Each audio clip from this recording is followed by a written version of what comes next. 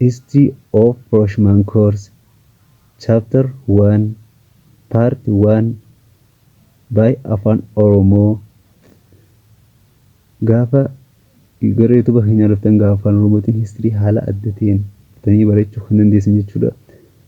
History Chapter 1 Introduction to History. History Chapter 1 kan keessatti gaafa seensisaa kan ilaallu, in this unit will focus on the first one, definition and the nature of history.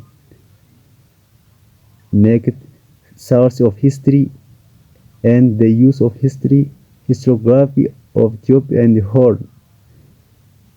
Kanneen qabiyyoo ijoo as keessatti barannuudha. What is history? What is history? The term history derived from the Greek word historia. Historia, that means historia, the term Greek, that means inquiry or investigation or a search to find out the truth about past events, or an account of one inquiry. Kan jechuun history jecha afaan Giriikii historia jedhamu kanarraa dhufe. Jecha afaan Giriikii historia jedhamu kun inquiry jechuudha. Afaan Ingiliffaatti kan beekamu inquiry jechuun barbaaduu yookaan qorachuu, research jechuudha. Or investigation or research, gadi fageenyaan furmaata barbaaduu fi qorannaa godhuu jechuudha. Yaaqni isaa kun gaafa gara afaan keenyaatti deebisnu jechuudha. A search to find out the truth about the past, waan haala yeroo dabre keessa dhala namaatii fi uumama jidduutti dabree ture, waan ilmi namaa yeroo dabre keessa godhee ture seenaa qorachuudha jechuudha. History jechuun yaaqni isaa kanaas step lamaan kan ilaalu dandeenyudha. In ordinary usage, history means all the things that have happened in the human past. Ordinary meaning isaa history, all the things that have happened, waanuma godhamee ta'e jechuudha. Taatee yookaan waan yeroo dabre keessa hojjetame dhala namaatiin kana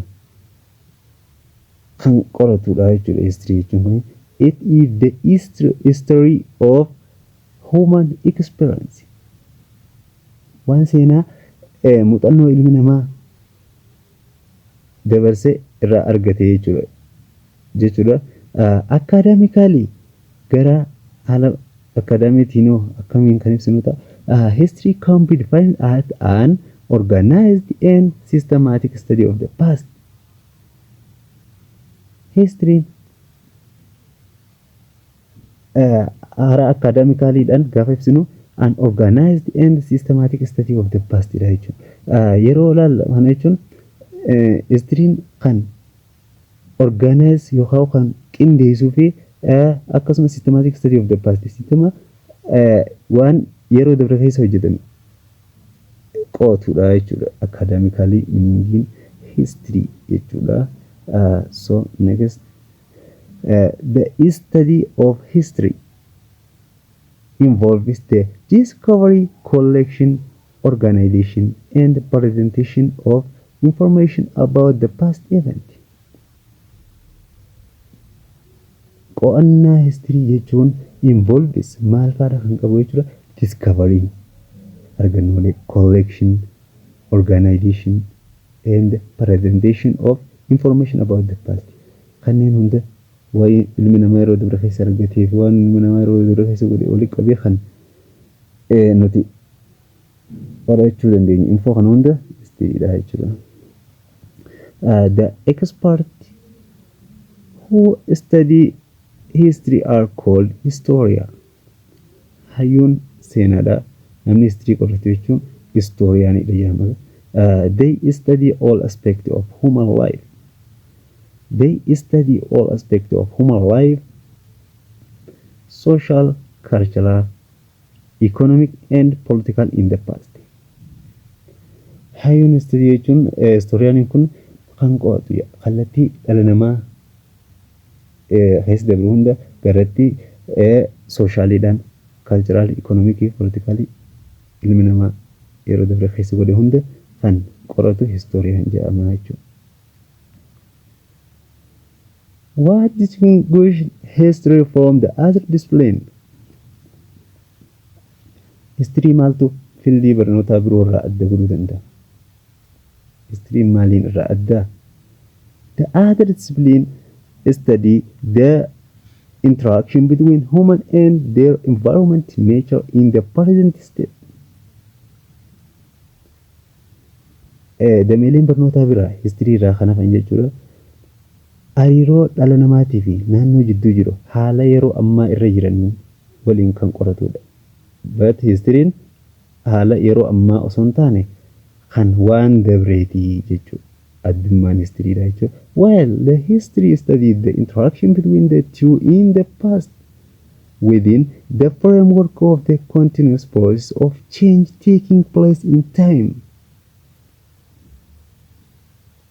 History'n akkuma dubbannee jiru interaction between two in the past within the framework of continuous process of change taking place in time.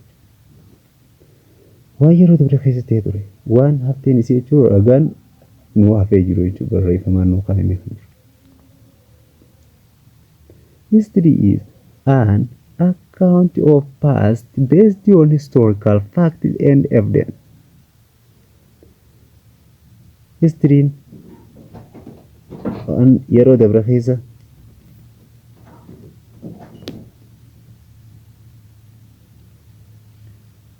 So, history is an account of the past based on historical fact and evidence. History'n kan ragaa waa'ee faaktii historical factii fi evidenceedhaan kan ragaa qabatamaadhaan kan ibsamudha jechuudha history'n. Historical facts refer to information or statements about the past that is known or proven to be true. Historical factiin kun maal jechuudha? Historical fact jechuun information or statement about the past that is known or proven to be true. Waan akka inni qabatamaan dhugaa ta'e ragaan saayinsawaan yookaan ragaa qabatamaadhaan approved ta'e yookaan mirkanaa'e jechuudha. History is all about providing an interpretation of what happened, why it happened, and how it happened based on source. History'n kan jechumaanuu kan of keessatti qabatu jechuudha. Providing an interpretation of what happened kan history'n jechuudha kan ibsuu of keessatti qabatu yookaan gaaffii kanneen kan of keessatti qabatudha jechuudha. Gaaffii maal jedhu kan of keessatti hiika isaa qabatudha. What happened maaltu ta'ee jira? Why it happened maaliif ta'e?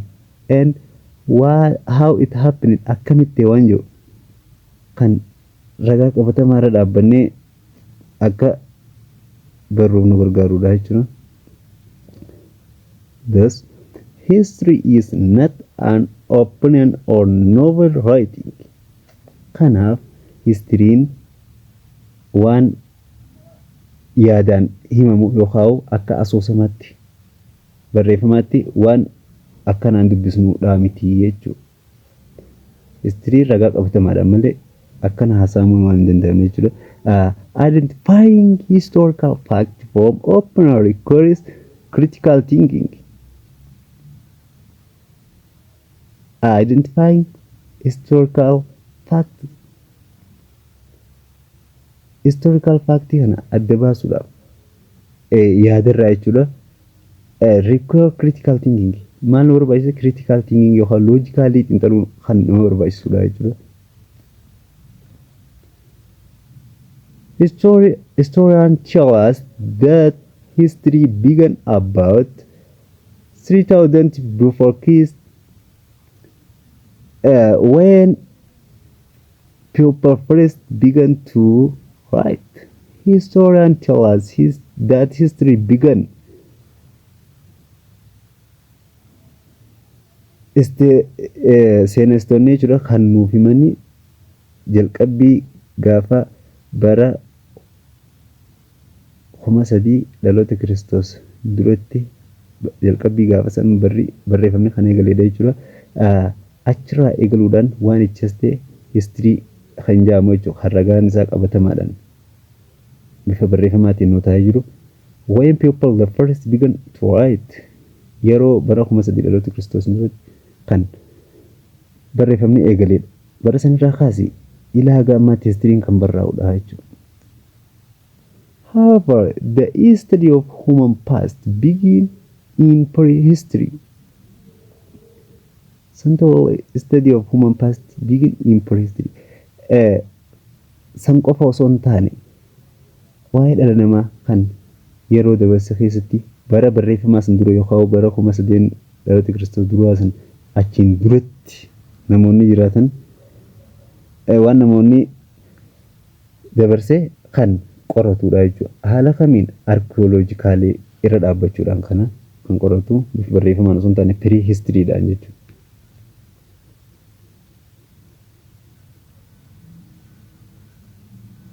Prehistory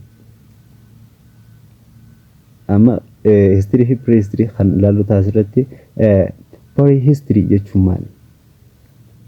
Pre jechuun before jechuudha. History'n history'dha jechuudha. Before history osoo seenan yookaan barreeffamatti hin dhufin duratti waan ta'e jechuudha. Amma prehistory jechuun kuni prehistory is the study of human past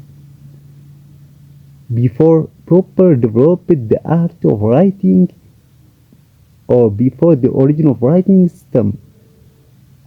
Prehistory'n kan qoratu waan dhalli namaa osoo sirna barreeffamaa hin argatin dura osoo waa barreessuu hin eegalin dura hojjetee darbe yookaan uummata akka jiraatee uummata akkamtu jiraate yookaan waan akkam hojjetanii darban waan jiru kan qoratudha jechuudha prehistory'n. It is the study of the past before the evolution of complex social and political organization. Prehistory'n kan qotu past before waa yeroo dabre maaliin duratti evolution of complex social osoo hawaasni hin qaroomin duratti qaroomin jechuudha. Amma evolution of complex social kennuun kuni hawaasni kanatti sirna hawaasa walxaxaa kana eegalee jechuun civilization eegaluudha. Kanaan duratti and political organization osoo sirna siyaasaa yookaan mootummaadhaaf hundeeffatee hin jiraatin duratti mootummaa hundeeffachuun qaroomina jedhama. Osoo kanaan duratti kan dabarse guutuu prehistory'dha qorataa jechuudha. Egaa kana jechuun feature of civilization keessa jira kana fuulduratti kanatti dhumnu ta'a. San feature of civilization yookaan amala civilization qabu keessaa wanneen gurguddaa maal fa'aadha? Mootummaan hundeeffamuu, sirni barnoota, sirni barreeffamaa argamuu fi akkasuma hawaasni gara evolution of complex social kanatti galuun kunis wantoota feature of civilization jedhamu keessa jira. Walumaa galatti osoo civilization hin dhufin yookaan osoo jarrattiin kun hin dhufin duratti kan ture prehistory'dha jedhama jechuudha. Archaeologists and anthropologists have worked to find clues about the early human life. Archaeologistootaa fi anthropologistoonni kan waliin hojjechuudhaan yookaan waliin kan qoratan waa'ee ilma namaa kan jalqabaa yookaan uumaa jalqaba ilma namaa kan fakkaatu jechuun hoomoolee fa'aa wantoota akka astrolopithecusii fi kanneen akkas keessan kan isaanii qoratamudha jechuudha. Arkeolojistoota jechuun nama ogeessa qorataa waa'ee arkeolojii yookaan waa'ee lafeewwanii hambaaleetti. Anthropologistiin waa'ee qorataa waa'ee ilma namaa kan yeroo zamana kamuu keessa jiru kan sana jalqabaatii fi yeroo ammaallee jiru hunda kan walii qabee qoratudha jechuudha. Kunis isaan lama waliin ta'uudhaan kan waa'ee dhala namaa jalqabaa san baasanidha jechuudha. History maal jechuudha? Unlike prehistory, akka prehistorytiin miti history. Maal history? Mainly deal with the past. Gadi fageenyaan yookaan xiyyeeffannaadhaan wanni ijoon waa'ee yeroo dabree irratti kan beginning from the way writing and recording started. Histiriin kan eegalu akkuma bara 300 irraa dhaloota Kiristoos dura jennee asitti turre eega sirni barreeffamaa jalqabeen boodatti histirii kan jechuu dandeenyuuni. It studied the period after the beginning of writing. Histiriin kan qoodha after the beginning of writing eega sirni barnootaa eegaleen boodatti jechuudha. So historians have divided the discipline into 3 periods. Warreen qorattoonni seenaa jechuun histirii kana akka discipliniitti bakka sadiitti kan qoodanidha jechuudha. Kunis ancient, medieval and modern history. Ancient, medieval fi modern jechuudhaan bakka sadiitti kan qoodan haala step yeroo jijjiirama yeroo sanirra turerra dhaabbataniiti jechuudha. Kana kan adda baasanii kunis akkuma biyyaa biyyatti yookaan ardii ardiitti kan garaagarummaa qabudha. Fakkeenyaaf seenaa Afrikaa biroo dhufne pre-colonial, post-colonial and colonial and post-colonial jechuudhaan bakka sadii kan qoodnu. Gara seenaa Itoophiyaa yoo dhufnu taate ancient, medieval and modern history jedhama. Gara seenaa Awurooppaa gaafa dhufnullee akkasuma ancient, medieval, modern history kan jedhamee beekamudha jechuudha. Kunis biyyaa biyyatti wal dhabuu danda'a. This practice of dividing the past into discrete period is called periodization. Kan akkana yeroo tana adda baasanii ancient, medieval, modern jechuudha adda baasan kuni periodization jedhamuudhaan beekamu. Periodization of history jedhamuun kan beekamu. Egaa barnoonni keenya kaarraa asirratti kan dhaabbatu ta'a. Sagantaa itti aantu irratti source of history kan jennuun jedhamu kanaan kan walitti deebinu taati. Hagasittuu bye bye. Don't forget subscribe this YouTube channel. Like, share, subscribe gochuu kan dagannee.